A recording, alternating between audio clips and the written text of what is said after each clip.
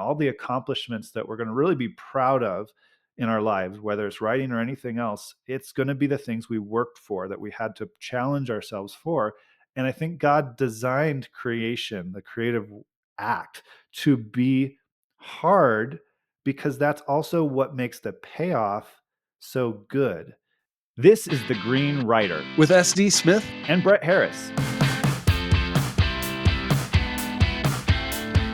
Okay, the dope quotation of the day, the Dodd, as I like to call it. Um, uh, Not quite as charming as Todd. I don't know. How do you feel about Dodd versus Todd? Well, I feel like we need a Q in there. It's the Dairy Queen, day, DQD. It's not as cool. So No, that's no, true. just Yeah. just stick with dope quotation of the day. Okay, dope Don't try to be quotation. cool like me. You just can't keep up. Yeah, I've not invented another character here. So yeah, Brett's done the topic of discussion or the topic of the day. What is I don't know what it is, but it's TOD, and he's trying to make Todd a thing here. So I was trying to make Dodd a thing, but I completely failed. But here is the dope quotation of the day for today. And this is from Sir Roger Scruton. And the quotation is, "The work of destruction is quick, easy, exhilarating. The work of creation is slow, laborious, and dull." How do you like that? We're advocating dullness here. Yeah, we could have a topic of dullness as our I new think we're new doing tag. pretty good on that front. So I mean, I think that box is being checked. Very dull. No, this is all Yes. quality stuff. No, the quote, the way the quote strikes me is that it's easy to be a critic. It's easy to tear things down, say how they could have done better. It's a lot harder to actually do the work yourself. It reminds me of the Teddy Roosevelt quote. It's not the critic who counts, not the man who points out where the doer of deeds could have done better. Right? The credit belongs to the man who's actually in the arena. And so I think that being able to highlight the fact that actually creating, actually writing that story, creating that art, that is hard work. And there's going to be moments where it's very boring, where it's not exciting and flashy. I think that's just an important message for every writer to hear, that it's okay. And that's what it takes to create something special. Yeah, I imagine like a hillbilly from West Virginia going to a great cathedral in Europe and sort of taking the tour, and the tour guide saying, "And this over here, this is the architecture of angels. It took hundreds of years, and my ancestors helped build this, and some of them are buried in the very grounds here, as it took so long to build this, time and so much effort over centuries." And the hillbilly said, "Eh, I could tear it down in a week." That whole idea that like it is so much easier to tear stuff down. And that's true. I mean, it's easy to tear stuff down. Like that's true physically, and it's true. But to build something, even to like, I mean, just think about our bodies. Like it's hard to build muscle. It's easy for muscle to atrophy. To let things happen is sort of like simple, but to do anything that has value is difficult, and it's hard, and there is a laborious element to that. And I will just say, like, it's we could kind of lie to people and say, "Oh, writing is fun all the time, and it's always going to be. It's the greatest thing in the world," because you might feel that way as a young writer, and that's really cool. But it's there is a laborious element to it, and a stick to itiveness that is required, a habit that's so important. Hmm. Yeah, I really think we could make the argument that doing what is right is always there's always going to be some resistance to that. We live in a fallen world. And so there's resistance to doing what's right. It's much easier to, um, yeah, take the shortcut, to tell the lie, to try to, in the short term, take that easier path. And doing what's right is often going to be more difficult. We might not get the same amount of appreciation. We might even be ridiculed for doing what's right, and yet, we still should, because that's where the good fruit is. That's where the good way is. That's where the well done, good and faithful servant, is waiting for us on the other side. And the same thing with writing, all the accomplishments that we're going to really be proud of in our lives, whether it's writing or anything else, it's going to be the things we worked for, that we had to challenge ourselves for. And I think God designed creation, the creative act, to be hard, because that's also what makes the payoff so good. That feeling of accomplishment, that feeling of I did that. It's like if you get to the top of a mountain because you just hiked up the mountain, and you're like, you feel good because you pushed yourself, and now you're rewarded with this stunning vista. Mm. Yes, we might even say that friction makes for good fiction.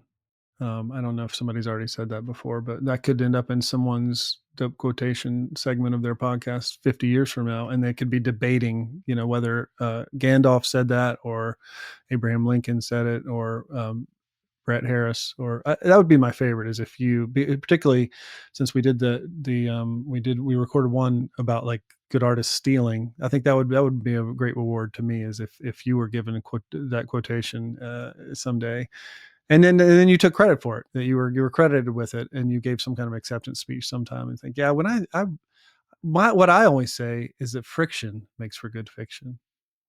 Brett Harris. And they was like, but Sam's the one who said that on the show. No one will Oh, remember. no, No no, one. that was No. me. No one will. But I do. I think it's. I think you're exactly right. There's some kind of a thing that there's pain before labor. The bringing beautiful things in the world is hard, and it's challenging. And I think that that's not, for me, an example to say like, don't do it. Oh, I've got resistance. To me, that's a cool challenge. That's like you're going on an adventure. Every story that you love has that. That's in the story. Every sort of character that you admire, that's why you admire them, is because they went through it. So remember, you're a character too. And I don't know.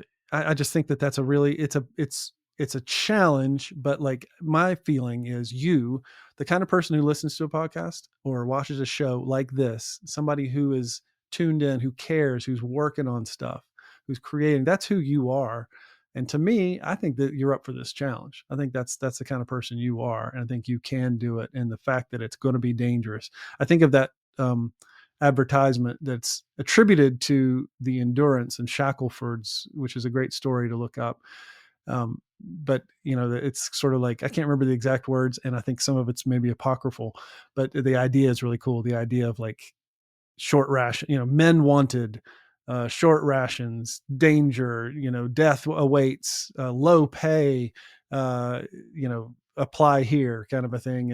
And there's something, I think, in the spirit of adventurers that's just like, cool. That sounds awesome. High probability of death, suffering involved. Okay, I'm going for it. And there's different kinds of people. Maybe you're not the kind of person that can physically like go to the Olympics or something like that, but boy, in your imagination, in your mind, in your own creative way, like, you might be unstoppable, and that's exciting.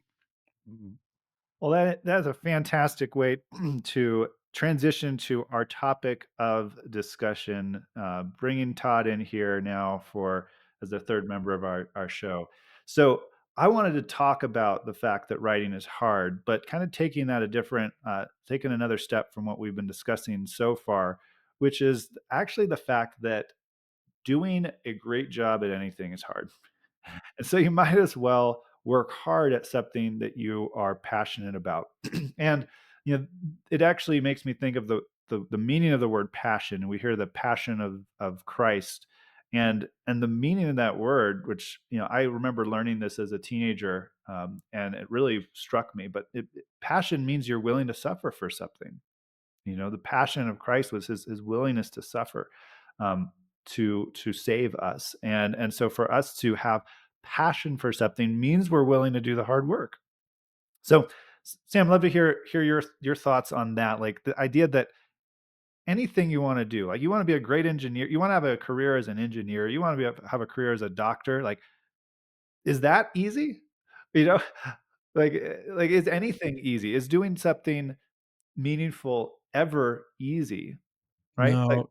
Yeah, I mean, Stephen Pressfield describes this as sort of the resistance, that kind of a thing, for creative people and for artists and writers, maybe in particular, but that it is always there. I think that's the kind of the lie, is that, and I think we've talked about this before, but it is so embedded in our the culture of artistic people and the sort of the cliches about artists that we do things in a wild frenzy of inspiration. That we have this kind of these moments of the muse strikes, and we and I think we both acknowledge that that does happen, but that's not going to get you there. That it's like the determination is so much more power. That's actually why I prefer the term like determination over passion. And I historically would say like, oh, don't wait for the passion feelings to sort of come over you. But the way you're describing the word is different, which is more accurate, I think, in its root, which is suffering. And so that's what determination allows you to do. That's what being determined is. That's when you should get up and you do the push-ups anyway, even though it hurts. That's the determination comes in, and the willingness to suffer. So actually I think that the way you're using the word passion, which is more accurate, is a great way to describe what it means to be, to kind of go to that next level where you're creating stuff that's really generous and excellent for other people to enjoy. Yeah. Yeah, I mean, I think you're using determination in the same way that I would use the word passion, and reason I use that term is to just encourage young writers that you're going to have to suffer. You're going to have to struggle through the hard parts of anything that you choose to do. You want to be a great athlete. You want to be a great musician. It's not all uh, the applause at the end of your recital, right? There's the practice. There's the nerves before you get up there. There's the moment when you hit the wrong note and you have to keep going and pretend like you didn't, right? There's hardship and hard moments in accomplishing anything. And so the question is, what are you willing to suffer for? If you're going to have to go through the hard parts of doing anything, what are the things that you're willing to go through that for? And so if you are passionate about storytelling, if you love stories and you want to write, then to me the question is, what's going to carry you through to the end? Where are you going to have the determination to see this through? Because if you're hitting those hard rough spots with something that you don't really care about, something that you're just doing because someone else wants you to do it, Mm. that's where you're not going to go the distance. That's where you're going to be the crew member on the endurance who's like, I'm out of here, right? Like I signed up because I thought there was good food, right? Like Yeah. this is not what I signed up for. So that's where I would encourage, and I do encourage young writers, especially when they're struggling with this idea of writing is hard. What if and there's this kind of perception that it's also something where you're very unlikely to succeed and you're not going to Mm. make any money and you're going to be living under a bridge, all of these things. And so maybe I should just be a doctor. Maybe I should just be a lawyer or an engineer or something else where I have this guaranteed good life and income and all of those things. And I just want to point out that it's hard to become a doctor. Yeah. It's hard to become a lawyer. It's hard to become an engineer. It's hard to become anything where you're going to make a living for yourself. Mm. And the question is, do you have the passion to go through that hard stuff to reach that outcome? Mm. Because you're more likely to succeed at something like writing that doesn't, that maybe has a lower percentage of success if you have the passion to get through the hard stuff than doing something that has a higher likelihood of success, but you don't have the passion to get through the hard stuff and you're gonna give up halfway. Mm. Yeah, and it's hard, and it's also hard to be in a career that you don't love, and that's another factor. So I mean that it's hard to, it's hard sometimes to go to work every day, and I actually admire people who stick to that, and sometimes sometimes writing is a good project that goes along with another kind of a career. That is also true, and there's a lot of different ways to do this. Um, but yeah, I think that to me, and I'm curious what you think about this because there is more. I find for myself, part of the difficulty is that my own personal fulfillment is not, like there are a lot of different reasons to have a job. Like if you want to provide for your family, like that's an honorable thing. Like you don't have to love it. I've had a job as a toilet cleaner, and I've had a job as, driving. I've had a lot of different sort of, pretty menial task work, low jobs, low status jobs, I should say. And I never felt ashamed of any of those. My dad always told me that all work is honest work, if it's honest work. And so I think that there's lots of ways that you can sort of see that. I would say that our own personal, like, I have to have the perfect situation is not always the greatest kind of a thing. I will say that there is a motivating force for me that goes beyond just like I'm going to live my dream life, because if that sort of, I'm going to live my dream life and I'm going to have everything perfect, I'm going to be this author and everything like that. I think there's some vanity associated with that has a fire that burns out pretty quickly, that like I'm going to succeed in this way, that I think that actually our vocations, and this is another thing when you think about a sense of calling, which is different than just like I need to get a job or I need to make money or I need to be successful.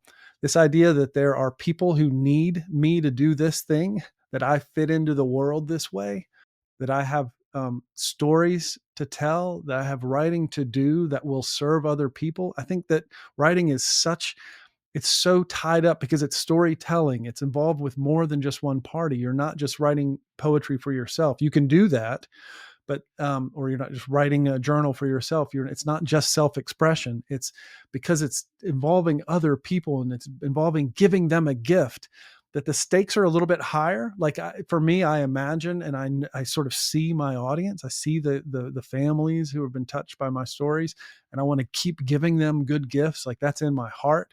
So it's about, the stakes feel high to me in another way, is with this sense of calling, like that I feel like God is giving me these gifts in order for me to give gifts to other people. And I will say that over time, that is more for me sustainable. It sustains me, it sustains my passion, it sustains my determination more than just like, oh, I'm going to be successful. I think that it's fine to think I want to sell a bunch of books. I want to be successful in a lot of different ways.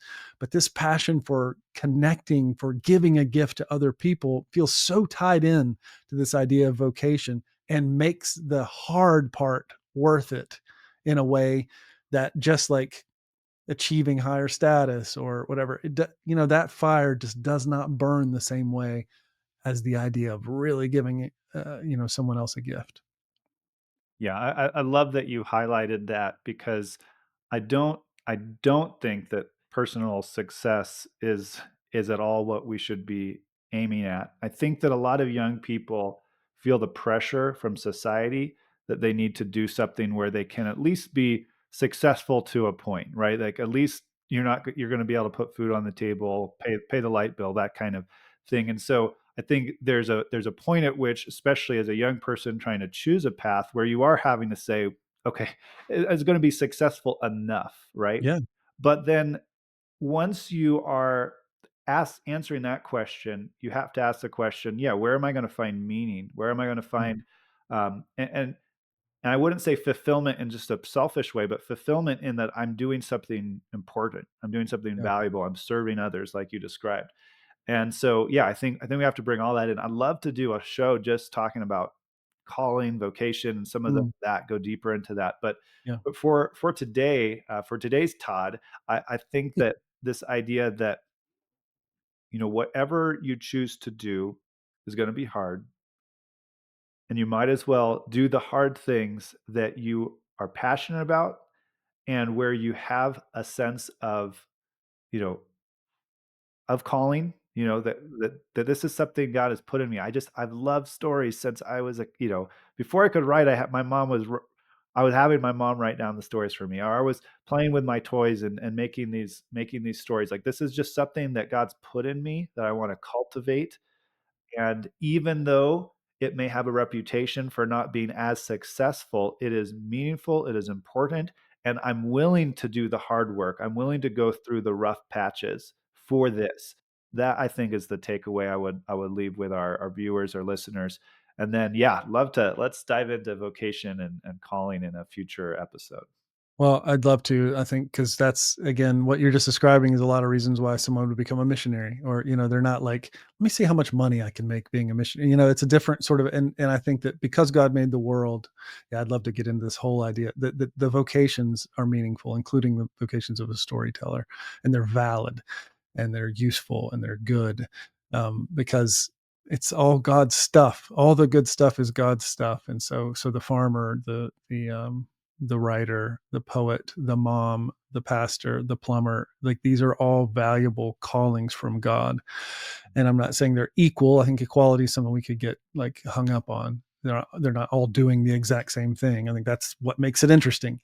But yeah, I think that's a cool it's a cool thought to think that you could be given a gift in order to give a gift to others. And I think receiving that is a really profound and powerful thing to focus on. I think, and to have that determination and that passion is I think is powerful. And again, just another message to you, like, relax to those writers out there, relax, smile, enjoy, learn what you can.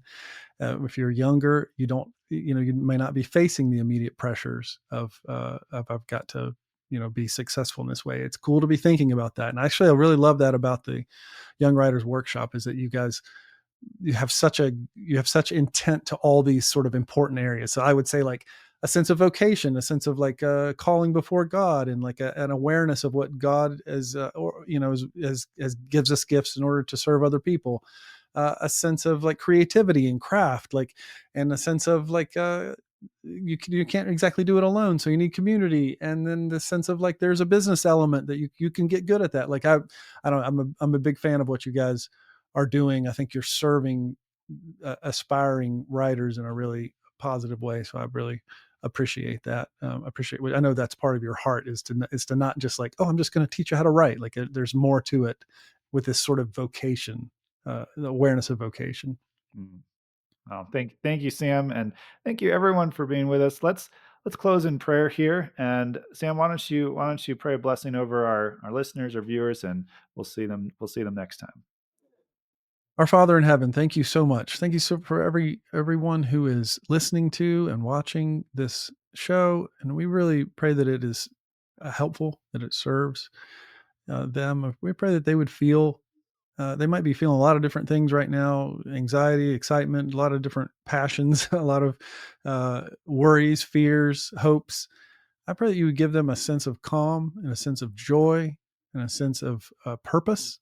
And I pray that even that they would be able to complete some even if it's just like feels like small to us, like a small task of creating something, creating a generous story to serve someone else. We just pray that they would continue growing on their journey to the kind of people who are creating and sharing excellent stories and excellent writing for other people. Just pray that you would bless them. Oh, bless them, our Father. We pray in the name of Jesus. Amen. Well, that's a wrap on this episode of The Green Writer. Thanks for listening. Now would be a good time to subscribe so you don't miss a new episode. And then share this episode with a friend. We believe in you, and we're on your side.